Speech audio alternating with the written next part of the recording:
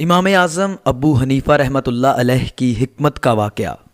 کوفے میں ایک شخص رہتا تھا جو بڑا بد کلام تھا۔ ایک مرتبہ اس نے حضرت عثمان غنی رضی اللہ تعالی عنہ کے بارے میں کہا، نعوذ باللہ آپ یہودی ہیں۔ اس بات کا علم امام اعظم ابو حنیفہ رحمۃ اللہ علیہ کو ہوا تو آپ تڑپ اٹھے، جب تک اس آدمی سے ملاقات نہ کی بے چین رہے۔ جب اس شخص سے ملاقات ہوئی تو بڑی شفقت و نرمی سے فرمایا، اے بھائی، میں فلاں شخص کی طرف سے تیری بیٹی کے لیے منگنی کا پیغام لایا ہوں۔